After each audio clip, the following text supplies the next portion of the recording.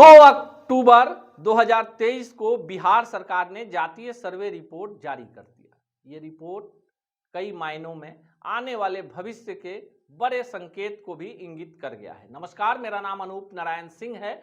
आप बिहार टॉक के digital platform को देख रहे हैं और इस वीडियो में हम आपको बताने जा रहे हैं कि 2 अक्टूबर 2023 को जारी जातीय सर्वे रिपोर्ट में जो अपर कास्ट के जो ऊंची जातियों के वोटर हैं उनमें जिनकी तादाद सबसे ज्यादा आंकड़े में बताई गई है वो ब्राह्मण है, जिनकी तादाद लगभग 4% के करीब है। उनसे थोड़े से कम राजपूत हैं और भूमिहारों की तादाद 3% से कम हो गई है। कास्ट मतदाता 1% से भी बिहार में कम है।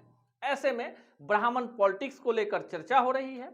ब्राह्मणों को लेकर कितनी सीटें इस बार मिलेंगी, तमाम दल मंथन कर रहे हैं। उन लोकसभा क्षेत्रों का चुनाव किया जा रहा है जहां से ब्राह्मणों को टिकट दिया जाए। लेकिन हम आपको इस वीडियो में बता रहे हैं कि बिहार की राजनीति में, अपर कास्ट की राजनीति में आजादी के बाद से ब्राह्मणों का बड़ा जलवा रहा है और यही कारण रहा है कि बिहार के 5 मुख्यमंत्री जो हैं वो ब्राह्मण समुदाय से हुए हैं।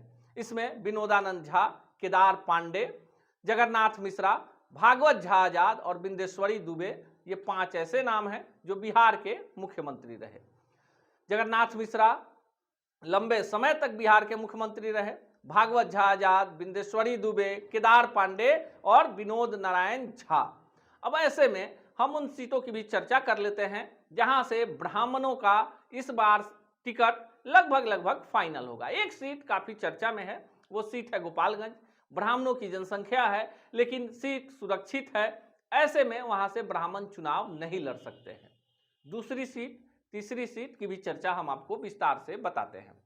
वर्तमान में जिन सीटों पर ब्राह्मण सांसद हैं उनकी चर्चा करते हैं। बक्सर, देखिए बक्सर जो है वहां पर ब्राह्मण, यादव और राजपूत 3 जातियों का वर्चस्व है और इन्हीं 3 जातियों में बक्सर की अगर चर्चा करें तो लंबे वक्त से ब्राह्मणों का बक्सर लोकसभा क्षेत्र पर कब्जा है। वर्तमान में भागलपुर के रहने वाले अश्वनी चौबे दूसरी बार बक्सर से सांसद हैं। उनके पहले लालमुनि चौबे हुआ करते थे और उन्हें जगदानंद सिंह ने एक बार मात दी थी।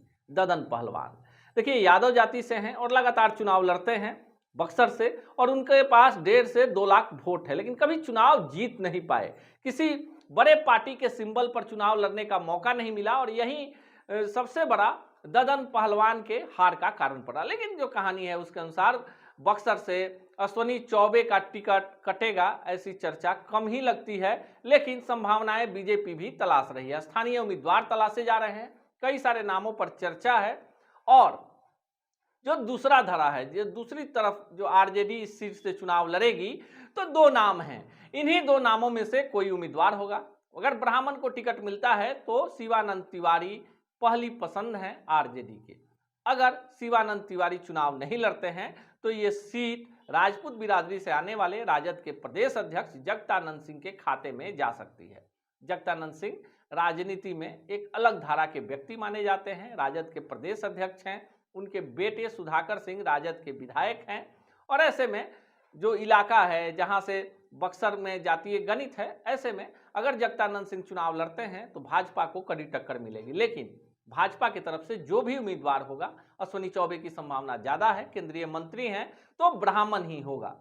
अब दूसरी सीट दरभंगा, देखिए दरभंगा जो सीट है मुस्लिम और यादव बहुल है और यहां से कीर्ति झा आजाद जो बिहार के मुख्यमंत्री उनके पिता रहे भागवत झा आजाद, उनके पुत्र कीर्ति झा आजाद जो भारत ने पहली बार विश्व कप जीता उस टीम के सदस्य थे कीर्ति झा आजाद और उन्हें 2 बार यहां से सांसद बनने का मौका मिला। हालांकि बाद में कीर्ति झा आजाद का भाजपा से अनबन हुआ अरुण जेटली प्रकरण को लेकर, क्रिकेट को लेकर, और यहां से 2019 में भाजपा ने गोपाल जी ठाकुर को मैदान में उतार दिया और गोपाल जी ठाकुर मोदी लहर में चुनाव जीतने में सफल रहे। तो दरभंगा में इस बार भी गोपाल जी ठाकुर ही चुनाव लड़ेंगे। राजद की तरफ से यहां मुस्लिम उम्मीदवार उतारा जाएगा। कौन चेहरा होगा, अली अशरफ फातमी, अब्दुल बारी सिद्दीकी, ये तो पार्टी को तय करना है, लेकिन भाजपा यहां से ब्राह्मण उम्मीदवार ही उतारेगी। कटिहार, देखिए कटिहार से दुलाल चंद गोस्वामी हैं और ये जदयू के सांसद हैं। कटिहार में ब्राह्मणों की तादाद जो है वो निर्णायक नहीं है, बावजूद इसके कटिहार में इस बार फिर ब्राह्मण उम्मीदवार तलाशे जा रहे हैं। कटिहार से तारिक अनवर कांग्रेस के उम्मीदवार होंगे, यानी INDIA के उम्मीदवार होंगे, इसमें कोई शक नहीं है। ऐसे में दुलाल चंद गोस्वामी का ड्रॉप होना निश्चित है। भाजपा को भी एक बड़े उम्मीदवार की तलाश है। ऐसे में दुलाल चंद गोस्वामी के बारे में खबर है कि भाजपा के संपर्क में हैं और दुलाल चंद गोस्वामी को भाजपा यहां से मौका दे सकती है। इसके बाद चौथी सीट वाल्मीकि नगर। देखिए, वाल्मीकि नगर जो सीट है ये ब्राह्मण और कुशवाहा बहुल है। वर्तमान में कुशवाहा सांसद हैं जदयू के, लेकिन सतीश चंद्र दुबे यहां से चुनाव लड़ना चाहते हैं। वर्तमान में राज्यसभा के सांसद हैं। लोजपा रामविलास के प्रदेश अध्यक्ष जो हैं राजू तिवारी, उनके भी नाम की चर्चा है। राजू तिवारी ने काफी पसीना बहाया है वाल्मीकि नगर में और संभावना भी बन रही है। देखिए, वाल्मीकि नगर को लेकर एनडीए में चर्चा है कि उपेंद्र कुशवाहा ने भी ये सीट मांग दी है। देखिए, कुशवाहा है तो जाहिर सी बात है कि एक सीट काराकाट के बाद दूसरी सीट वाल्मीकि नगर उपेंद्र कुशवाहा के लिस्ट में है, लेकिन सतीश चंद्र दुबे और राजू तिवारी का दावा भी यहां से कमजोर नहीं है। और ऐसे में यहां से ब्राह्मण उम्मीदवार एनडीए की तरफ से होगा या कुशवाहा, ये तो आने वाला समय बताएगा। लेकिन यह संभावना है कि ब्राह्मणों पर चूंकि संख्या बढ़ी है और आंकड़ों में भाजपा ब्राह्मण को अपना वोट बैंक मानती है, तो ऐसे में यहां से सतीश चंद्र दुबे या राजू तिवारी की किस्मत खुल सकती है। शिवहर, देखिए शिवहर में भी ब्राह्मणों की तादाद है। पंडित रघुनाथ झा का क्षेत्र रहा है, पर इस सीट से आनंद मोहन की पत्नी या पुत्र INDIA के उम्मीदवार होंगे, जदयू के उम्मीदवार होंगे, यह भी निश्चित हो चुका है।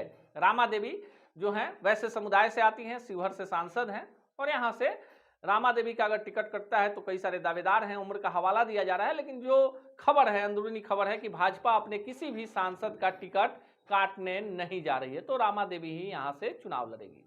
नीतीश मिश्रा, जगन्नाथ मिश्रा, जिस तरह भागवत झा आजाद के पुत्र कीर्ति झा आजाद थे हैं और भाजपा में नहीं है, कांग्रेस में है, लेकिन जो नीतीश मिश्रा हैं विधायक हैं और झंझारपुर से चुनावी तैयारी चल रही है।